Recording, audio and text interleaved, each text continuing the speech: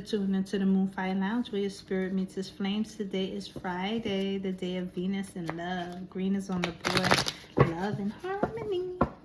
Love and how many of y'all feel love this week? Like, how many of y'all really feel like love is everywhere, or I'm in love with myself, or self-care, or like I just feel so loved right now. Like, I just feel like my heart is swaying. I kind of want to cha-cha in my seat. Like, I am like open, receiving. How many of y'all feel like that? Like, it is a beautiful day.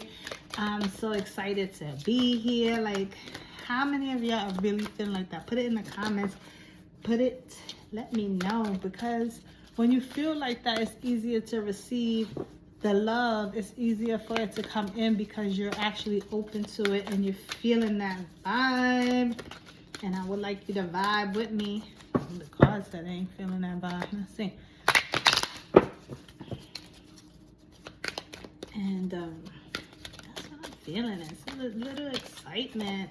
Are you excited? It's the 3rd of July. It is hopefully people are off of work because tomorrow is the 4th of July. Are you partying? And I get my infusion today. So I get an infusion every 6 months. So today I will be in there just getting it done. Listen to your intuition. It says get more information, let go, and ask for help from others. Okay, so these cards, I like them because they go into a sentence. So I feel like I'm gonna be honest with you.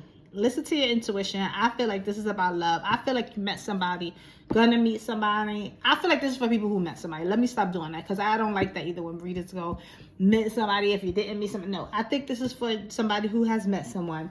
You are trying to decipher to go a little bit further, and that's not sex. I'm talking about getting to know this person a little bit more, and your intuition has already answered the question. And I feel like that's been going on a lot this week, like, and I feel like the answer is to get more information.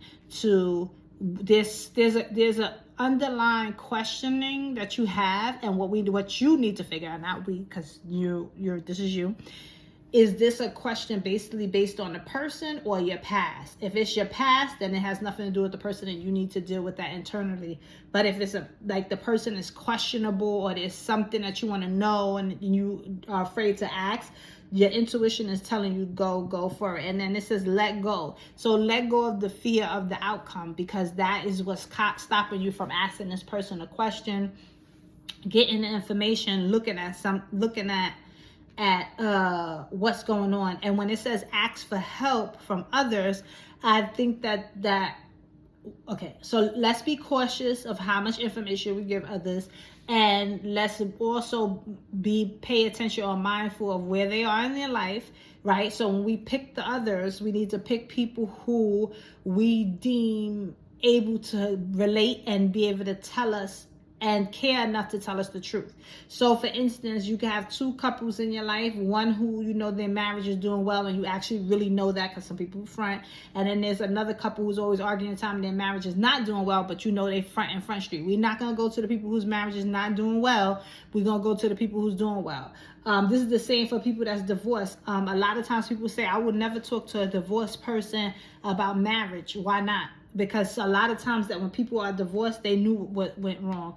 And you got to know the people you're talking to. Is this person honest? Is this person a person who's going to tell me like their side and the other person's side? Like, this is what I did wrong. This is what they did wrong. This is what I learned, and this is what I didn't learn. Sometimes because what we deem as failure, we don't want to go back and we don't want to talk to people because we deem them as failing.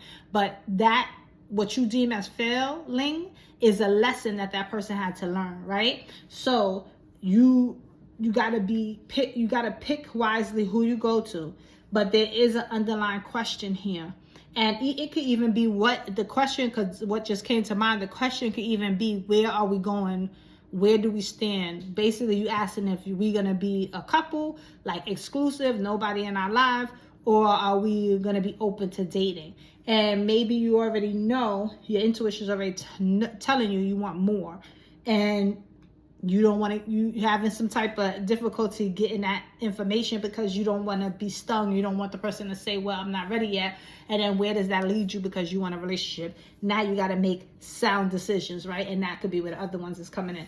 I feel like that's kind of what this dynamic is. There's this underlying question, and what, based on the other person's response, is going to put you in a position to have to make decisions, be happy maybe, because the person could say, yeah, I want to be with you, and that could be an outcome.